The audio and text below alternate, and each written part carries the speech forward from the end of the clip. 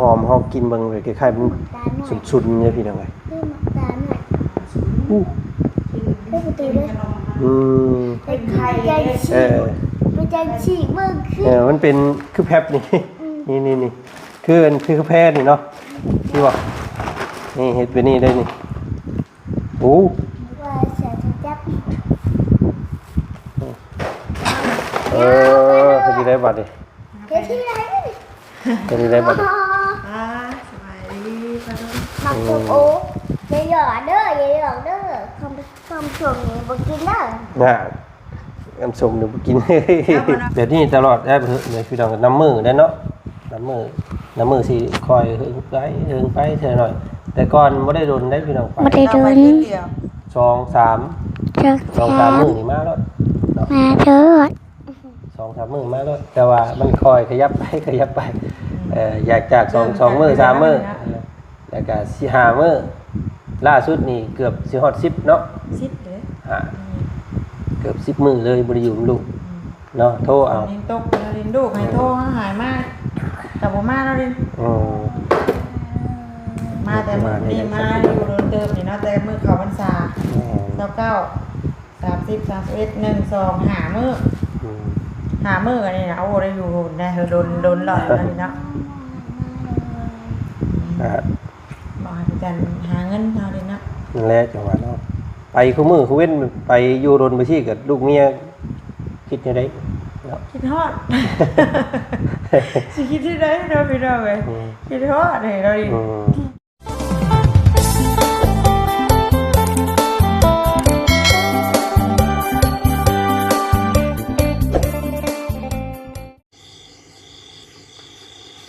เนาะกะตอนนี้ก็ได้มาฮอดจอดถึงพี่น้องเลยเนาะฮอดถึงซานเรียบร้อยเนาะบรรยากาศตอนค่ำๆพี่น้องเลยมื้อนี้ก็ข้ามมาแต่ฝั่งไทยเนาะพี่น้องเนาะไปเยี่ยมยามไปดินพี่น้องเลยเนาะไปดินโรบินสันแน่แล้วก็แม่ก็พ่อเพิ่นพาไปเที่ยวเม็กโกพี่น้องเลยเนาะได้เข้าของเต็มรถพี่น้องเลยเนาะไปแต่ละรอบกะโอ้ยพ่อกับแม่เพิ่นต้อนรับดีขนาดพี่น้องเลย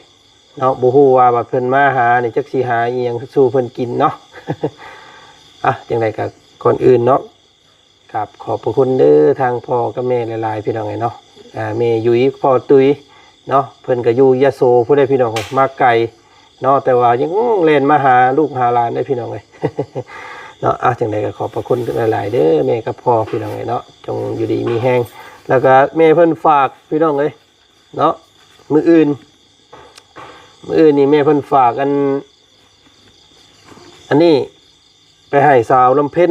พี่น้องจักสิแม่นอีหยังแน่อยู่ในหั่นแหละเนาะ3-4 จุกเดี๋ยวสิบ่ลงเลยล่ะพี่น้องจากรถนี่เนาะสิเอาไว้นี่เลยเพราะว่ามื้ออื่นสิได้เดินทางมาจันก็ได้พี่น้องเนาะเจอกันอยู่ทางเซโปนคือเก่าพี่น้องเนาะขึ้นไปพุ่นแหละเนาะลำเนินเรื่องเฮือนของน้องลังพี่น้องมือต่อไปนี่กะสิได้สั่งไม้เนาะแล้วก็สิได้เฮ็ดอีกหลังนึงอยู่หั่นพี่น้องเนาะเฮือนของน้องลังหรือว่าสาวน้อยเลี้ยงงัวพี่น้องกะยินดีแล้วก็ดีใจน้ำเพิ่นเนาะที่ว่ามีผู้รับผู้ใหญ่ใจดีมองเห็นที่พักพิงที่พักเศร้าว่าสันซาพี่น้องกะขอบพระคุณทางเอื้อยใจดีพี่น้องเนาะเพิ่นบ่ประสงค์ออกนามเนาะมอบหมายทางบ่จันดำเนินการเฮ็ดเฮือนให้น้องเพิ่นเนาะกะเอ้ยเพิ่นทักมาอยู่เมื่อคืนนี้พี่น้องเนาะว่ายังขาดอีกเท่าใดนะเฮือนหลังนึงเนาะประมาณเฮือนซ้ำน้องเขาใจดีน้องเลี้ยงนี่พี่น้องเนาะบ่จันประเมินให้ได้เลยเนาะว่าประมาณ 4,500-4,600 เหรียญเนาะ 4,600 ล้านล่าว่าซั่นซะประมาณนั้นเด้อพี่น้องเด้อเนาะเพราะว่ากูมื้อนี้อีหยังก็แพงเนาะสิตกอยู่ประมาณ60กว่าล้านพี่น้องเฮือนหลังนึงบ่แม่นประมาณ80กว่าล้านเนาะเกือบ90พุ่นแหละว่าซั่นซะพี่น้องก็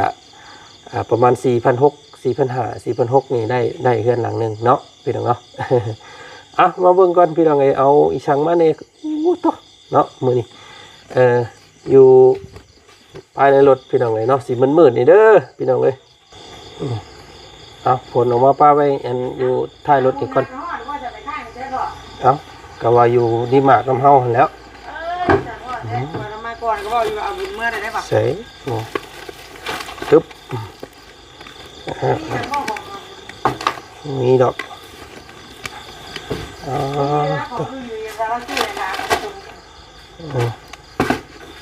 ตึ๊บตึ๊บมาพี่น้องเลยต้มขนมเนาะสุดแต่ว่าอยากให้ทางแม่เพิ่นก็ได้ใส่เต็มรถเต็มปุ๊บขนมารถทางนั้นไหมปุ๊บ เฮ้ยของอะไรมาลูกเฮ้ยยังอยู่หรอ เอาไปปุ๊บมาสำเร็จมาแบ่งปันกันอัน แบ่งกัน ไปตุ้ยอยู่ผู้เดียวซ้ำแล้วยังเขาหมอกอยู่ผู้เดียวแล้วหัน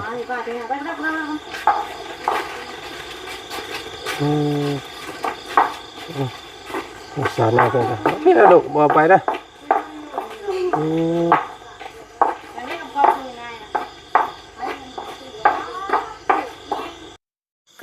ป่ะ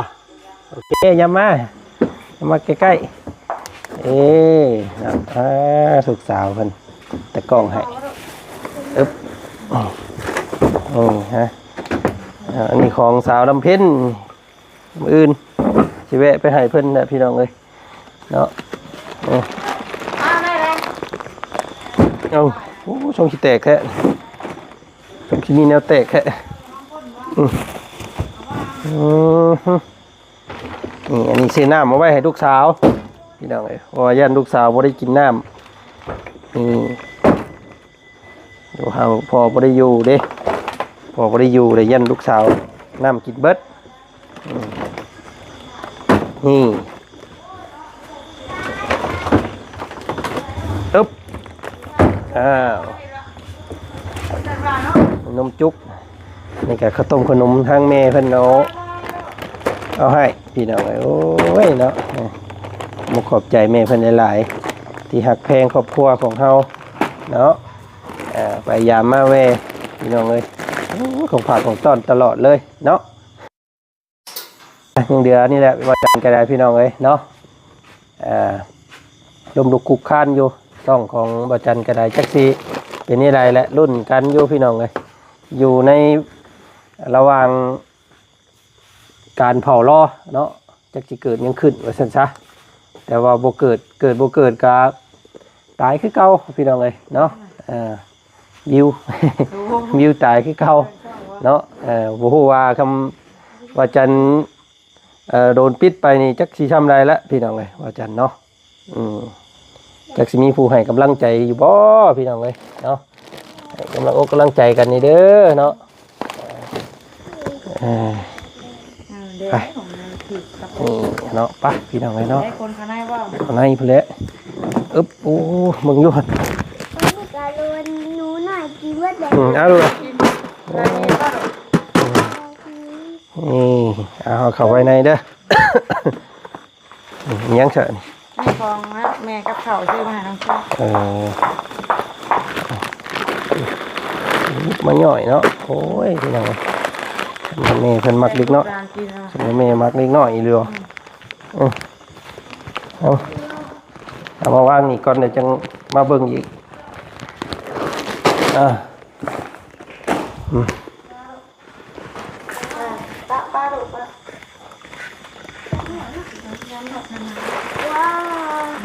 เจ้ายังจะมาจับอยู่นะเ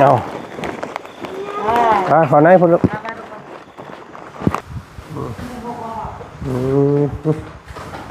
ใช่นี่ป่ะโอ้ลูกไปสิไหนโอ้ยแพงหลานจะซื้อขนมยังอันนี้บ้างฮะเจ้ามอนโอ้แชนนอนโอ้นี่เป็นที่มือ แล้วมาขายเบิ่งเนาะขายอยู่ห้างเขา แยกว่ามันเป็นทงนั่นไหม อ๋อมันเป็นถุงย่อยแบบนี้ซิมบ่ดิซิมเกียเนาะ ยิ่งกินมันเป็นหรอ เฮ็ดโตถุงใหญ่ถุงนึงนี่ก็บ้านเฮาก็มีอยู่อันนี้ตะวันเนาะอันนี้มีพี่น้อง ขายด้วย เพิ่นก็ซื้อให้เนาะมายายกันกินบ่ครับพี่น้อง ดูน้อยเจ้ากินอ่ะ ฮะ ดูน้อยเจ้ากินเลย หนูน้อยบ่ น้อยเจ้า โอ้ยหนูน้อยแขวบ้อง นี่พระจันทร์เอิญนี่พระ โอ้ จันทร์ ตัวนี้พี่น้องเนาะตัวนี้ว่าจันติดใจตัวนี้ มาแซ่บ เนาะแซ่บ ตัว พี่ นี้ น้อง บุตรแต่ตัวนี้มัน เป็นขนมมีหยังก็ขนมลั่นบ่ขนมลา ขนมลาก่อ ตัวน ข้าวหอมมันน้ำนี่ใช่ โอ้ยหอมเด้หอมเลย ที่อยากอ้วกเธอตัวหอม บ่ ที่อยากอ้วกเธอนิดนึง เบิ่งพอสิเอาชิมอีกก่อนพอหิวพออยากเด้เป็นแผ่นแบบนี้เด้อพี่น้องเนาะเพิ่นว่ามีอยู่ภาคใต้อย่างเดียวเนาะแต่ว่ากินมันทมิดเนาะทมิดให้เฮาหอมเฮากินเบิ่งเลยคล้ายๆมัน ตาหน่อย สุดๆเนี่ยพี่น้องเอ้ย เพิ่มตาหน่อยเพิ่มประตูด้วย อืม เป็นไข่ใจฉี เอก อ เป็นใจฉีกเบิ่งขึ้น มันเป็นคือแพบนี่ นี่คืออันคือแพทย์นี่เนาะนี่บ่นี่เฮ็ดเป็นนี่ได้นี่โอ้ แต่ตัวอยู่ที่ไหนแค่แน่เต็มบัดนี้อยู่ไหน ไอ้โอ้แบบคือเพิ่นจีบนั่นน่ะผ่าอันคุณนูไว้นี่พี่น้อง คล้ายๆผ่าคุณนูได้นี่เด้อเห็นพ่อเพิ่นเฮ็ดว่ามันนี่ แกมาแพงนึง แผ่นหนึงก่อนบ่ ลองชิมดู ปึ๊บผ่าคุณนู แพง ตัว มาก ที่ ใจ ใจตัวที่ใจ นี่เอาทำนี่ก่อนเนาะทำนี่ก่อนอันนี้ไว้ตัวโอ้เอาไว้ให้ป้ากินได้อเตอร์ พอเราชิมก่อนลูกเป็นน้ำ ไอ้น่าได้แล้วเนาะสิมกัน ฮึคือโรตีใช่ไหม โยนดี ไปตี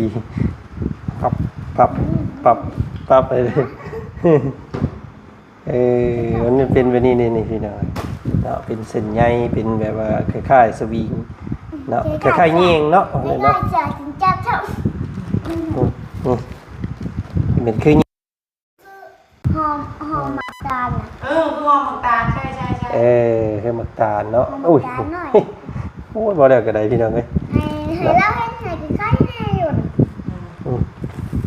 ฉีกไปเลย เอาไปนี่เอาจีบไว้คักแน่ดีได้ให้กว่านั่นพี่น้อง ยิ่งกลัวเสียจับ พอดีได้บัตรดิ เดี๋ยวที่ไหน พอดีได้บัตร สบายดีค่ะทุก หมักส้มโอ๊กอย่าหยอดเด้อคำชมนี้บอกกินเด้อ น่ะน้ำส้มหนูกิน แล้วคนเราอ่ะตู้ตุยเนี่ยว่าหยอกดิ้นเบ้าเลยว่าหมักเซมโอในวานบ่ไปส่งเพื่อน ผมไม่ตุ้ยยุ้ย ตู้ยุ้ย โอ้ตัวนี้ อ้าวผู้ชายตู้ตุยนี่ตู้ตุยอันไปนี่ตู้ยุ้ย นี่ ต้องม่วนกินได้ค่ะว่าเนาะ ม่วนแซ่บ อันบ่าวตรงนี้พอน้องน้ำพิงกินก็โอ้แซ่บต้องม่วนเราอ่ะ ให้ต้องกำด้วยกำเนี่ยไอ้กำเนี่ย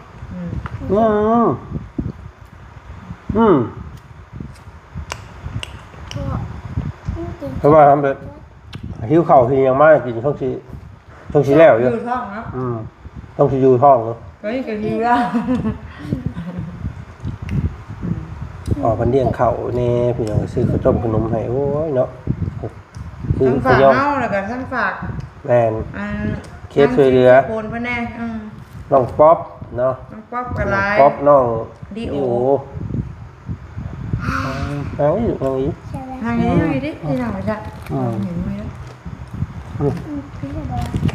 ครับ อ่ะมือ เรียกพูดจริงหมดตาได้ แซ่บอยู่กับหอมตาครับ ผักเนาะ มีภาพ คล้ายๆอันยังก็ เสีย คล้ายๆอัน ภาพเสีย หอยยังก็ ขอพิซซ่าขอพิซซ่า อันเอิญยังก็ ไหมยัง สายไม้ ชายไหม หอย อย่าให้ชายไหม ใช่ไหม แต่ตัวนี้มันชิ โบ นุ่ม วานมันชื่อโบวานทำสายไม้ก่อน บ่ได้ใช่ไหมมันต้องได้ ดีใจตรงกูได้มาแกะกินอีกมันแซ่บ ได้ นะ น้ำปลา อืม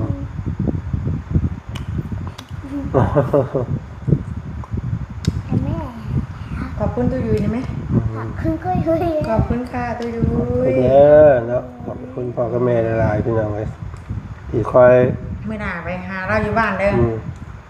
คอยยิบยืนช่วยเหลือทั้งครอบครัว แล้ววะ ฝากมาให้แม่ตุ้ยแน่เนาะแม่ตุ้ยโทรมาดินนะแม่ตุ้ยตลอดพี่น้องเลยแม่ตุ้ยเพิ่นอยู่ผู้เดียวแน่พาวมา โอ้ย แล้วก็โทรหาโทรได้ทรายพี่น้องเลยเราอยู่ผู้เดียวเราก็ย่านแล้วอะเนาะแล้วว่าเป็นอย่างเด้คือมาคำแท้ว่าสัตว์พี่น้องเลยเนาะแล้วพี่น้องเลยเนาะเฒ่าโอ้ไปแล้วก็มีแต่เผาบ้านให้หลานให้ลูกเนาะรุ่นเฮานี่สิคือกันได้บ่เลยเนาะ คือการนั่นแหล้ว อนาคตเผาโอ้ไปใส่บ่ได้แต่ก็เผาเพื่อนพี่น้องวัดเท่านั้นเนาะ ว้าขี้ดม อนาคตบันปลายสิว่าในใดเนี่ยช่วงนี้ก็หาเงินหาทำไว้หลายๆเนาะไว้ให้ลูก ไว้ให้ลูกไปเป็นทุนพี่น้องเลยเราหลักๆก็คือลูกผู้เดียวนี่แหละเนาะหาเงินหาคำนี่ไว้ให้เพิ่นพอได้ต่อยอด ได้เนาะ ต่อยอดเป็นทุนมาสัญชาลงทุนห้องฮอน ไงมาจะได้บ่ต้องลำบากคือพ่อกับแม่วะ พ่อแม่นี่บ่ ไงมาแล้วลำบากคือพ่อกับแม่เลยนักเลย ก็พ่อแม่นี่คือว่าลำบากอยู่เลยเนาะเพราะว่านับหนึ่งด้วยนั่นเลยเป็นยังไงแรกๆไปบุกไปบืนอยู่ฝั่งทงฝั่งไทยกับทรปีได้จังสิได้มีบ้านมีเฮือนนี่เนาะเกือบว่าอยู่พุ่นกับครึ่งอายุพุ่นแหละแต่ก็มีทุกมือนี้ได้ก็มีบ่จันมีแม่น้องเชอมีน้องเชอทุกมือนี้ก็ย้อนนี่แหละพี่น้องไอ้น้องขอย้อน FC ที่ใหญ่ใจดีที่ให้การสนับสนุนซ่องเนาะซ่องบ่จันก็ไป2เทื่อได้พี่น้องเอ้ย ดูเบน ม เบน โดนแบน2เทื่อแล้ว ถ้าพ่อจันโดนแบดีวันนี้ดินสิเป็นยังไงดินสิฮู้ชื่อพี่ใด สงสาร สง พ่อ สา จั ร น พระจันทร์ สงสารพ่อจันบ่ สงสารเจ้าน้ำเนาะพอผมมีเงินเกิดเจ้าก็ผมมีเงินซื้อขนมเนาะ จ๋า ก็โดน2เทื่อแต่ว่าบ่ได้ยังบ่ได้ยึดการสร้างรายได้แบบนี้พี่น้องในกรณีของบ่จริงแบบคล้ายๆแบบว่าไล่แห้งบ่หรือว่านี่ใดพี่น้องอยากสิไล่แห้งเนี่ย เกิ เนาะ ดจากหยังเนาะแปลว่าสาเหตุหลักๆเนี่ยบ่เพราะ น่าสิเป็นเด็กน้อย เล็กน้อย เพราะว่าเพิ่นเขียนในหั่นนั้น แล้วเว ผู้ ลา เยาว์เนาะ เวลาคือ ผู้ การ เยาว์ ถ่ายกับลูกกับเต้าซื่อซะเนาะ เอาเฮาถ่ายเป็นนะลูกเฮาอันนั้นแบบว่าเฮา บ่ แบ จั บ กดิ ไปสักส่วนเพิ่น เอา บาง เห็นว่า บาง แย่ คำก็มันอาจจะมีคำแบบว่าแบบในทำนองแบบว่าเจ้าบ่ย่านบ่จังซั่นจังซี่ใช่นะเจ้าไปขายอันนี้ แม่ก็ แบบว่าสักส่วนเขาเนี่ยเขาเฮ็ดนะบางคำนะมันอาจจะมีแหละ คือตัวอย่างว่านี่ว่าจันก็เคยเว้าหลายเทื่ออายุพี่น้องไปพบไปพ่อน้องน้อยน้ำถนนหนทางสิเจ้าบ่ย่านบ่เจ้าบ่ย่านนั้นขึ้นรถน้ำข่อยไปไปเจ้าบ่ย่านข่อยตัวไปขายบ่จังซั่นจังซี่นะมันทำนองแบบ AI เพิ่นจับได้แบบว่ามัน กัดใช่ไหมหลัง มัน ปอก มันคิดว่าเฮานั่นสนับสนุนเด็กน้อยเนาะในภาคผู้เยาว์เฮ็ดเพื่อให้เฮาเป็นประโยชน์ของเฮานะ ทางพิษเนาะเนาะ ก็เลยแบนตอนนั้นพี่น้องแล้วก็โอ้ยจักสิ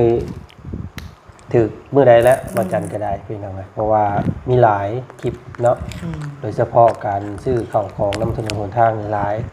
เพราะว่าเฮาเฮ็ดเนี่ยเฮาก็อยากซอยน้องๆเพิ่นนะเนาะเงินก็บ่หลายดอกพี่น้องแต่ว่าเฮาไปเฮาเห็นเนี่ยเฮาอยากซอยเพิ่นเพื่อให้เพิ่นเป็นกำลังใจในการเฮ็ดเวียกแต่ว่า YouTube เพิ่น AI เพิ่นแบบบ่ได้คิดคือเฮาเนาะเพิ่นมีกฎของเพิ่นพี่น้องทางต่างเพิ่นมีแต่เด็กน้อยเพิ่นหลาย เนาะ มีแต่เขาห้ำเขาเฮียนเนาะอันนี้ทางเฮานี่เพิ่นแบบสู่ชีวิตนะสู่ชีวิตค้าขายแต่น้อยซึ่งมันผิดผู้เยาว์ว่าซั่นซะพี่น้องเนาะเด็กน้อยบ่ควรไปเฮ็ดแบบนั้นนะเนาะ ก็จักสิบาทในใดแล้วพี่น้องเลย มันมือมัน แต่ว่า คือไป ฮอ จั ด งหวะ มือ กัน มาก เนาะเนี่ยทำใจไว้นะ ทำใจไว้แล้วว่าจันนะพี่น้องเลยเนาะคือว่าอันนี้ก็อยู่แบบเหมาะแม่แต่ก็มือนี้ก็ได้พี่น้องเลยจะคิดได้ มาระวังอันหนึงอันหนึงเนาะมันระวังยากเลย โอ้หลังจากสองเทื่อที่มัน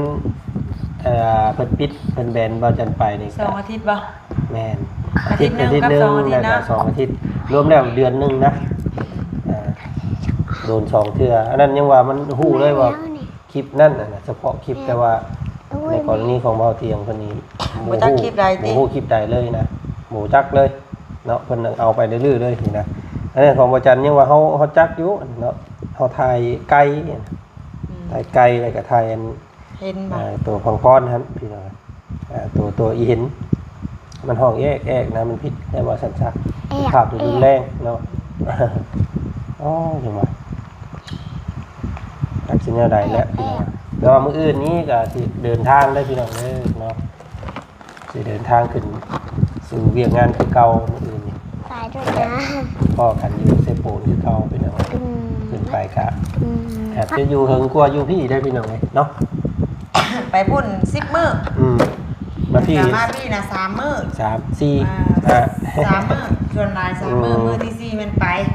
แม่น ส่วนหลาย10 มื้อไปพุ่น หรือว่าอาทิตย์หนึ่งไป มองว้าวได้เลยหมาชมพู กับเดี๋ยวนี้ตลอดได้เดี๋ยวพี่น้องน้ำมือได้เนาะน้ำมือสิคอยเฮิงไปเท่าหน่อยแต่ก่อนไม่ได้โดนได้พี่น้องไป ไม่ได้โดน เดียว 2-3 เจอ 2-3 มื้อนี่มาแล้ว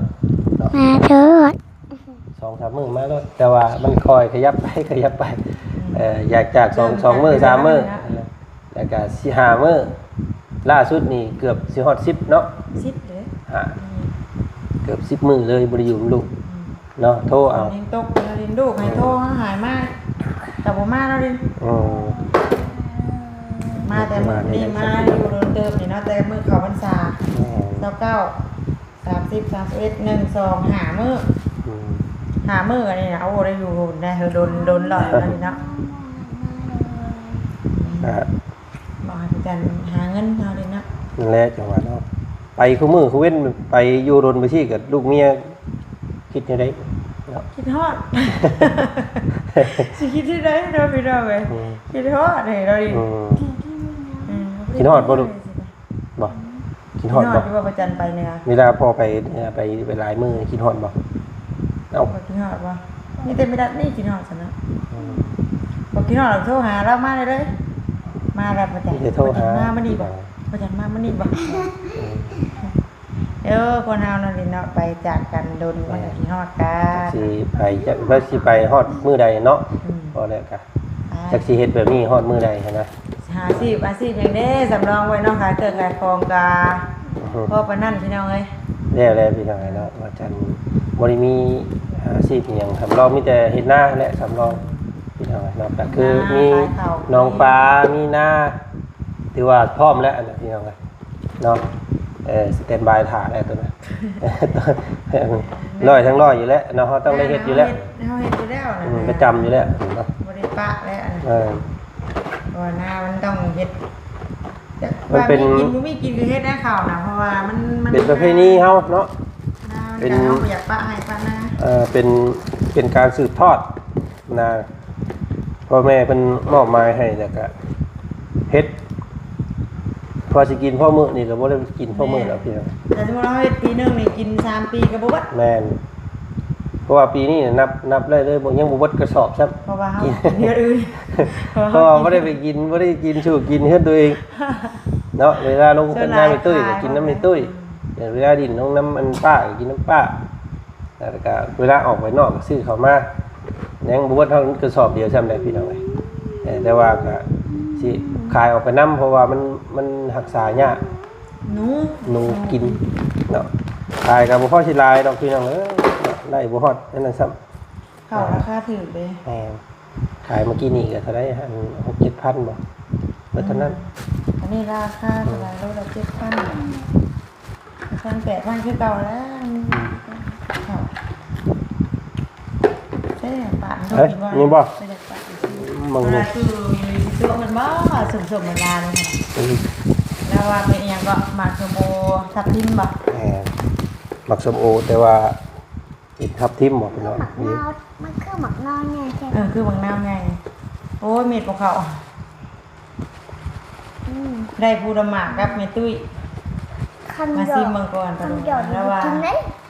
แล้วว่าอย่างก็ บ่ มีใน เป็นจำพู มีในบอลเดียวบ่ นี่คนเดียวในโลกบอก บอล ในประเท เดี ศ ยว ไทยบ่ ที่ มองไหน มีบอลเดียว บอลเดียวบ่ ไอ้ที่ไทยแล้ว เป็นยังไงดี เป็นจำพูจริงๆเนี่ย เป็นสีชมพูอ่ะ เล่นน่ะ เฮ้ย น้ำ อึ๊บบ อ โอ้ จำพู โอ้โหซิมือลูกหันหน้าหวานอ่ะ มีหยอกกันไหนเอา จะหยอกกันได้ไผสิหยอกเพิ่นน่ะเปียเลยหนึ่งวัน ทำกินบ้างคำชมเนี่ยบุกินได้เลยแต่ว่าบุกินได้ อันส่งก็บอกว่าตุ้ยตัวบ่ แต่ตัวแค่บอกแค่บอกอย่าตัวเด้อ ว่าตัวหลานเด้อ แต่ตัวแค่บอก ว่าตัวหลานเด้อตุ้ย อุ้ยมีเสียงยังก็บอกว่า เฮ้ย มีเส้นหยังกับโหว่าพริกเกลือเลยนะอยากกิน ไว้ จะได้กินกับบ่ดินี่ เปลือก บอกสมโอง่าย บอกจมโอตัวมือแรง ๆอืม บอกจมมือให้ลูกกินกันยังเจ็บอยู่ นี่แหละบ้าน ปาดบ่ได้บ่พอปาดเลยนี่ ขาด เนี่ย ไป ว่า เล เลย ยเลยนี่จะบ่ขาวแล้วดิ นี่เขาเล่นอ่ะ หึ อ้าวมันปกติ เนี่ยบ่ขาวแม่มีแต่ขี้ตม เอ๊ะยังว่าน่ะ เอ้าก็ไปคนคลองก็ดีแล้ว โอ้ย พอสุยเนื้อมันชิมไหม นี่ชิมกัน นี่ นี่ชิม ไป กัน น่ะ บ่ อาจารย์ฝากนี่เหรอ นี่ชิมกันเนอะชิมกัน เมฆกับเมฆบ่ขาว ชิมกันไม่ ชิ ได้ มบ่ ไม่ได้ชิมก่อน ชิมบ่เนี่ยเอา ไม่ได้บ้างชิม อืม นี่ไงชิมดิ